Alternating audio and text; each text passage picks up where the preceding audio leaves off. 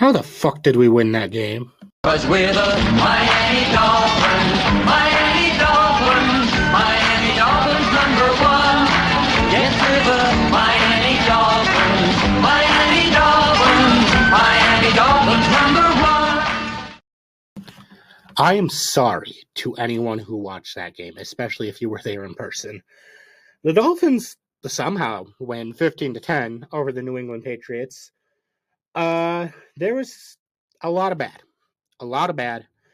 There's also some good things to come out of this, and we're going to save that for the end because I like to save the good for the end. The bad. Let's see here. Penalties. Keep taking a ton of penalties, and I know the Patriots took a lot more. That doesn't excuse the fact that you have been terrible with taking penalties all season. The offense still looks terrible. Brissett, though, he didn't look absolutely horrible. He made a couple good throws. Achan is now out with a concussion. He went out in the first quarter. Luckily, we're going into the bye, a very much needed bye. He might be back for the next game against Indianapolis. We're waiting for an update on him.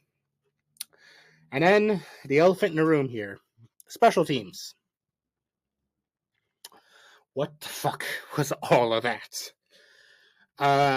You had a missed field goal from a pretty short distance. Not unheard of to miss it, but, you know. You had a blocked punt. Not great.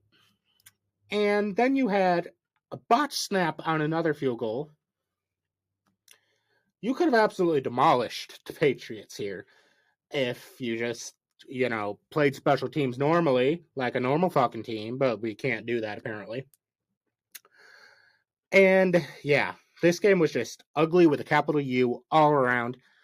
The injury list for both teams was a mile long, and yeah, you could definitely tell from the way this game was played. There are some good things, surprisingly, to come out of this. I mean, first of all, we won. I mean, it's an ugly win, but it counts the same in the standings. And every other team in the AFC East lost. So somehow, by some miracle, we're actually one game behind the division lead. I don't know either. I don't know. And finally, we ran the ball. I know it took all the way until week 5 to figure out that running the ball is a good strategy, but we actually did it. Ingold and Wright looked pretty good. That might just be because the Patriots defense can't stop a fucking nosebleed, but, it's something. Yeah.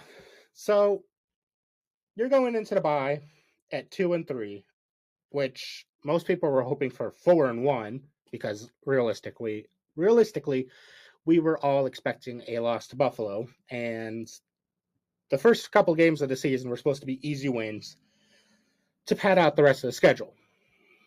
Didn't do that, but you're at 2-3. It's not the end of the world. And after the bye, you have to go to Indianapolis, who are not a good team. I mean, they just lost to the winless Jaguars. They are currently 2-3. They're going to play Tennessee before they play us. You can get back to 500 before Tua gets back. Now, I'm not saying Tua is going to fix all these problems on this team, because he is not. This team has deep-rooted issues that need to be fixed if you have any hope of contending this season. But if you're going to contend this season, then getting back to 500 so Tua can basically start with a clean slate is going to be a huge must. So, we'll have to see what happens. 2 weeks from now, next week, we get to watch the rest of the division play. I have no idea who New England is playing, but the Buffalo Bills and the New York Jets play each other. There's a lot of debate in the Dolphins fan base about who we want to win, because Buffalo wins, then we're in sole possession of second place in the division somehow. New York wins, it's basically a closer 3-way race. I don't know at this point. I just want to see this team play better football.